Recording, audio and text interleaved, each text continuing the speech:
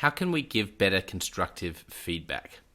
Hey leaders, welcome to another episode of the John O. White Leadership Podcast. I wonder if you've struggled with giving constructive feedback. I certainly have.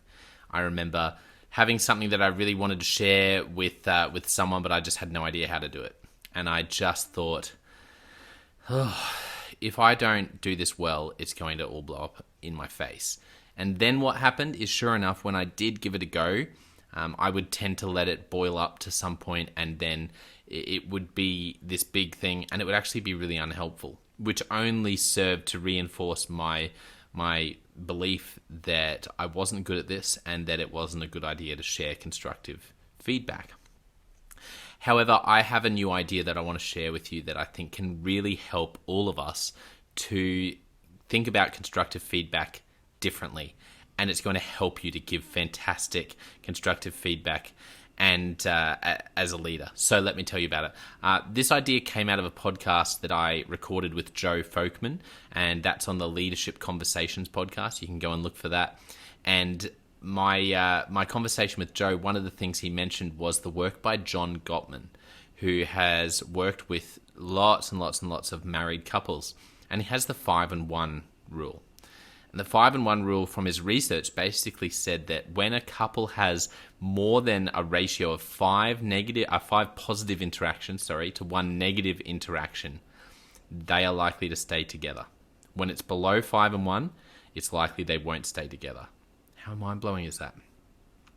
That is one of the keys that they found for keeping that relationship together. And hey, although in leadership it's different and we're not talking about marriage versus divorce, what we are talking about in leadership is we're talking about that relational connection staying as strong, even growing.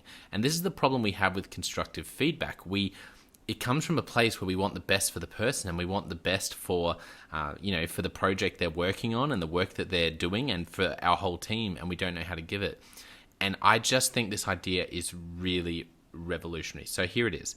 I want you to think, what's your ratio?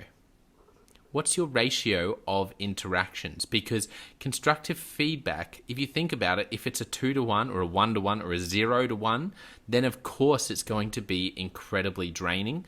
If you looked at it in that marriage situation and the researchers saw that, they would say, well, this is going to end in divorce. If they just watched a married couple interact for a couple of hours and counted the interactions or watched them for a few days, however they did that. So I want you to think about your leadership. Take a moment. How quick are you to give positive praise? When you notice something done well, and a lot of us have a family of origin or we've had experiences in the past that shape how we do this, and sometimes we may not be aware, but we actually hold back positive, encouraging feedback for some reason. And I want to shatter that idea that too much positive feedback is bad.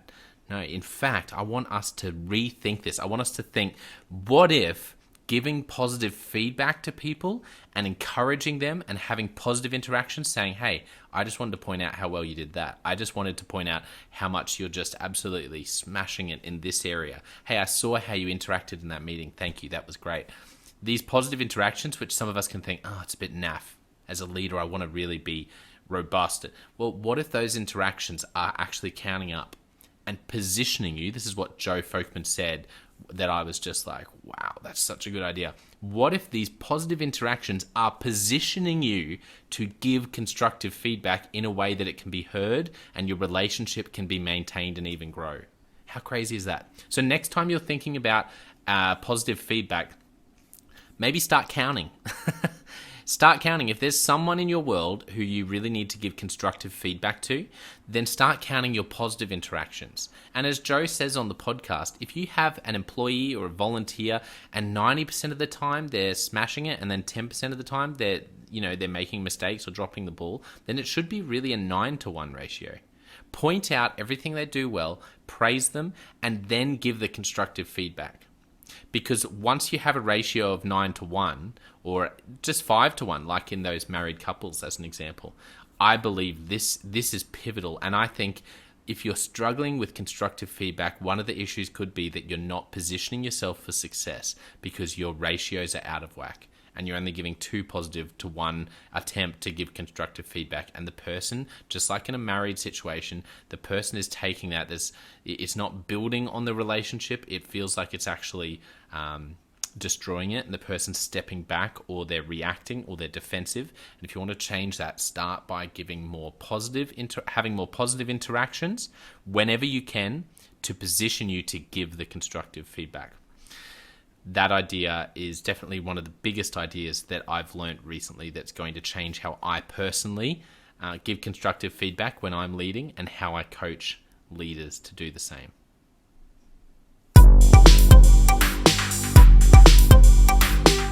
Well, I hope today's episode of the Jono White Leadership Podcast has helped you in your leadership. Just a reminder that everything we do in this podcast and at Clarity is to invest in you, is to invest in people like you to become the very best you can be, to become everything you're meant to be, in order to fill the world with healthy organizations that people love to work for and customers line up to buy from. That's our heart. And if you're just joining us for the first time, then do make sure you go to consultclarity.org. That's consultclarity.org. We have so many incredible resources on there. We have the 1,500 answers. So 1,500 leaders from around the world have done the 7 questions on leadership. It's completely free to access. It's on our website. You can find it there. And their answers are so helpful. There's so much wisdom there, and I'd encourage you to do that. And the other thing I'd encourage you to do is to share your thoughts on leadership. Yes, I do believe that you have advice from your life and your experience and your context, no matter how young, how old, or what part of the world you're in and what industry you lead in, that other leaders can learn from. So if you're interested in giving back, it's free to get involved. You can fill out the 7 questions on leadership, and the starting point is just to express your interest in doing it. And you do that by going to consultclarity.org/7-questions-interest, or you can Google 7 questions interest consultclarity.org, and it'll pop up there, and there's a form for you to fill out. Another thing on our website I'd encourage you to get is our free download of the Leadership Survival Guide. It's just on the homepage, consultclarity.org, right at the top. Completely free, 57-page ebook, 10 world-class leaders give their thoughts on leadership, what they've found challenging, the book that's really been helpful for them, and a bunch of other things. So make sure you download the free Leadership Survival Guide on our website. The other thing you can do is we have a daily email that you might want to join. We have 15,000 leaders receiving that email right now. And what we put in there every day is a highlight from our content, one of our podcasts, a blog, a book, something, maybe a book we're reading.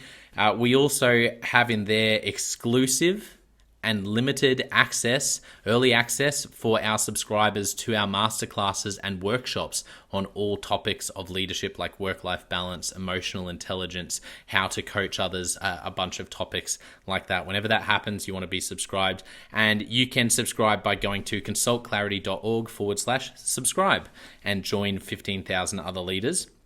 Now, my gift to you is to work incredibly hard to make this content as helpful as possible, and to invest in you. That's my gift to you. And if you've found this helpful, particularly if this has been an investment in your leadership and helped you to move forward, then your gift to me could be to write a review. That is, I can't even explain how helpful that is. It really does help us to get the word out there about our content and to invest in more leaders like you. Or give us a rating. Wherever you're watching or listening, give us a rating, and make sure you subscribe or follow. Those things are super helpful. Another thing that means a lot to me personally is when I see members of our community sharing our content or anywhere on social media.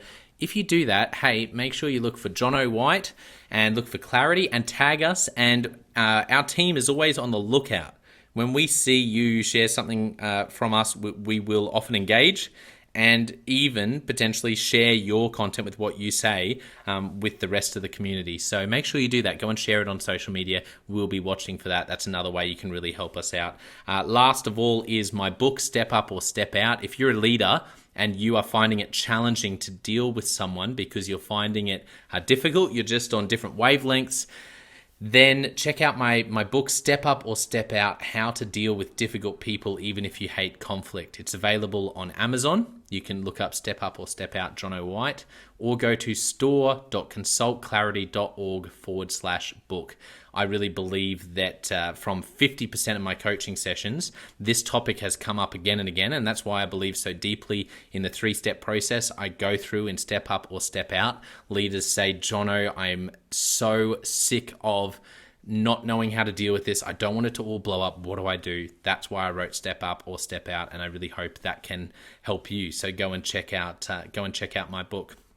And thank you so much for listening. We're going to be back with a new episode of the John O. White Leadership Podcast next time. I hope today has helped you take another step towards becoming the very best leader you can be, and ultimately becoming everything I believe you're meant to be. We'll see you next time.